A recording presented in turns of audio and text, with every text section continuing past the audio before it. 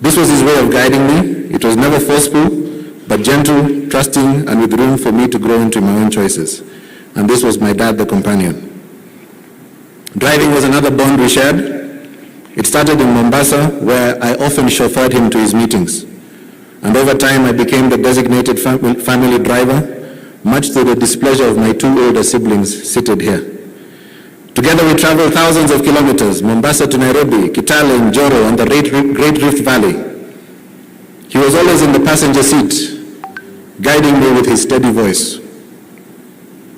Of course, the road trips weren't without their hiccups.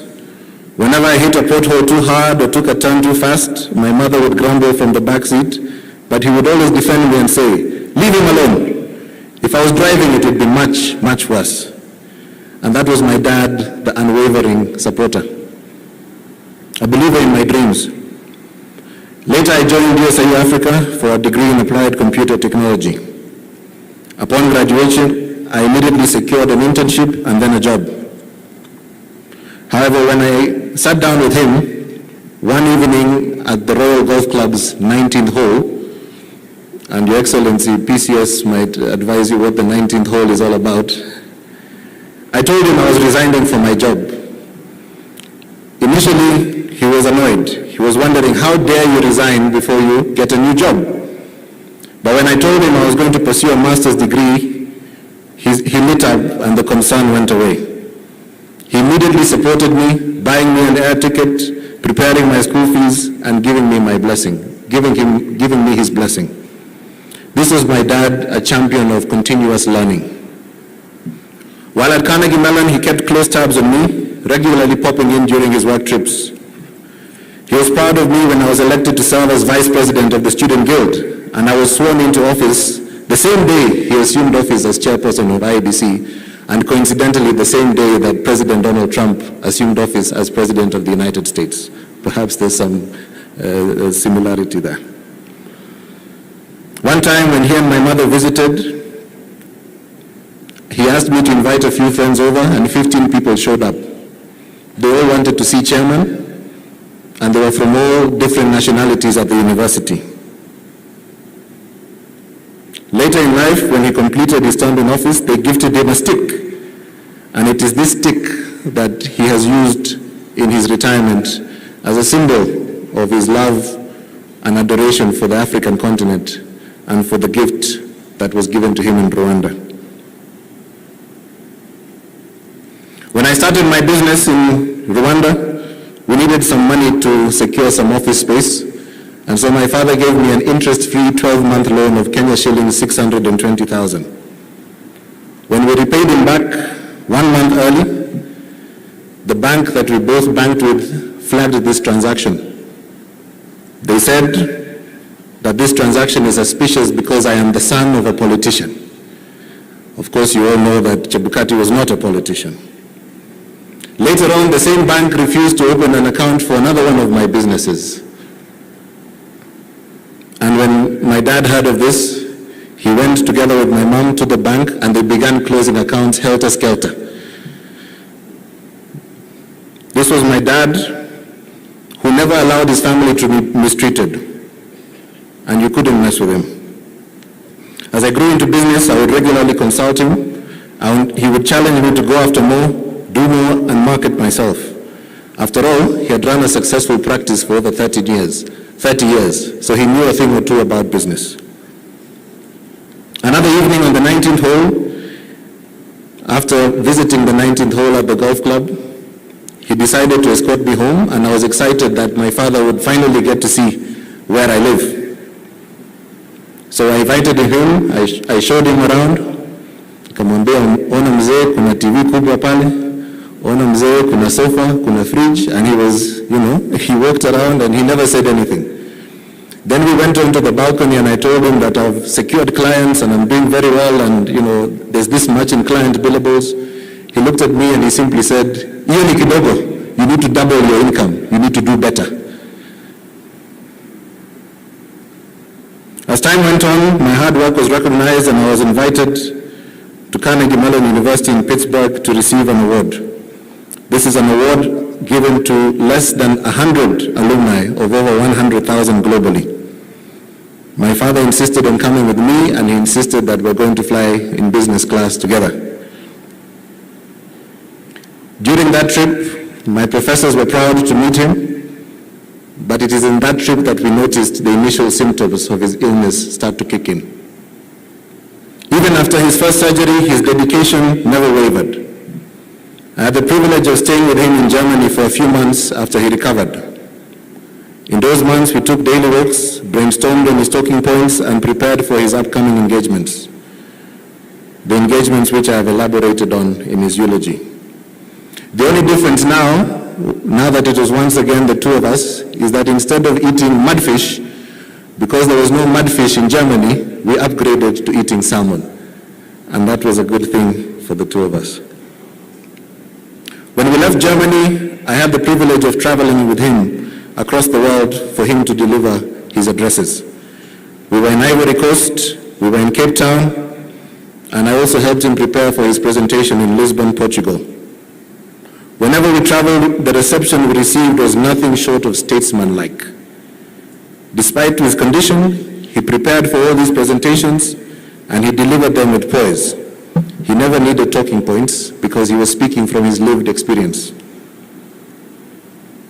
In his final days, my father was surrounded by love and peace. We rallied resources for his care, we safeguarded his well-being, and we made sure that his family was always by his side. Indeed, no one could rest with him, not in life and not in his final moments. Rest well, Dad. I will carry your lessons with me forever and keep your bullfighting hat safe, a symbol of the wisdom you wore so effortlessly, the strength you carried with quiet dignity, and the path that you charted for me to follow. Thank you.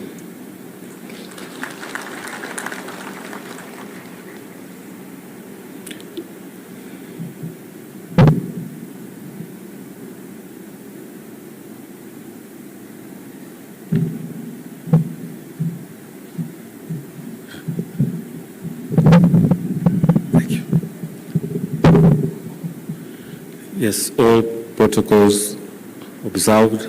Good morning once again. My tribute, as you can see, it's short and sweet. So I'll go on to read it. Thursday, 20th February 2025 will be a day I will always remember. The day you were promoted to heaven. It has been a long journey, Daddy. I never thought you would leave us in our early 30s. And it pains me to realize that you will not be there for us, your children, to give back to you. These past days, I've been going down memory lane, and I am proud that I was given the opportunity to call you my father. Daddy, you loved us deeply and worked tirelessly to ensure we had all we had needed and more. You are a man who was always willing to lend a helping hand, a man who was and is my #1 role model and mentor. A man of integrity and honesty, an unshakable man. I never thought there was anything you couldn't do. If you wanted to, Daddy, well, except avoid death. We built a lifetime of happy memories, ones I will cherish forever, and which time can never erase. If I were to pen them all down, I will need more than a book. Your #1 sport was golf. When I was 10 years old, I accompanied you to the golf course. I quickly took the golf and and you said I was unnatural. It became part of me. Your passion became mine. I had learned from the best. In 2007, when I got my handicap, which then allowed me to play professional golf around the world, you were so proud of me. You trained me, Dad, so that I could become the best in this sport. You and Mom enrolled me and sponsored me to join the Junior Golf Foundation, JGF, the foundation of golfers 18 years and below, to improve my golf by playing and winning in some tournaments across the golf courses in the country. I remember you sent me to South Africa in 2009 for a 3-month training to upgrade my golf skills. I gained confidence to bring my handicap down to 2 in a professional level. Thanks to you, we won the club match play foursomes in 2015, a tournament at the Royal Nairobi Golf Club, where our names are engraved, W. Chebukati and J. Chebukati, as per today. We are the first golf partners who are related to ever be champions in Royal Nairobi Golf Club. We both also have a hole-in-one at the same club. On the golf course, we connected as one being. You were my partner, you were a fighter, you were a team player. Family golf time was your idea. Those moments when we competed as a team of 2 against each other will forever warm my heart. We had so much fun and we enjoyed the rewards that came with winning most of the competitions. Golf will certainly never be the same without you. Whenever you played golf with me and you could strategize on how to win every time, losing was not an option.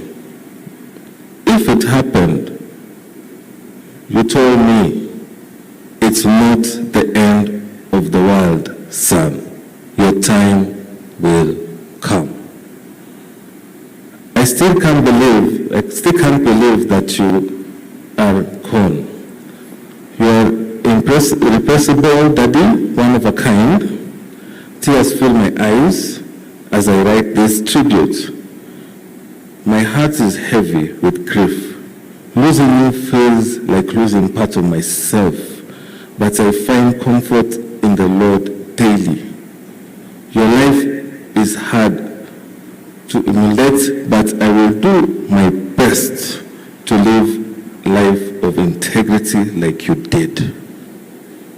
I am confident that you are in heaven and are watching over us. I won't see you again on earth, but happily we'll meet again in heaven.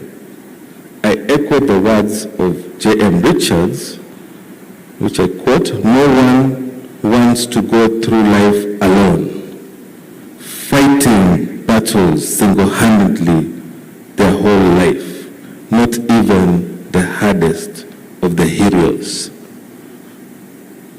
I love you, Daddy. Rest in peace till him again.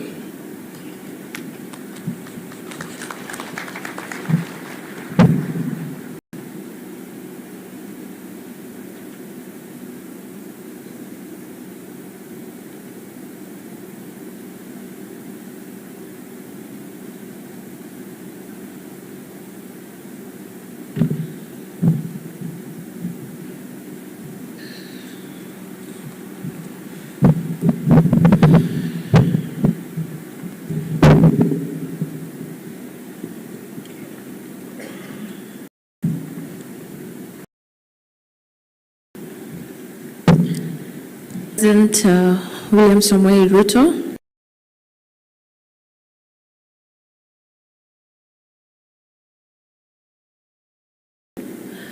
allow me to write on the letters in the room, allow me to write on the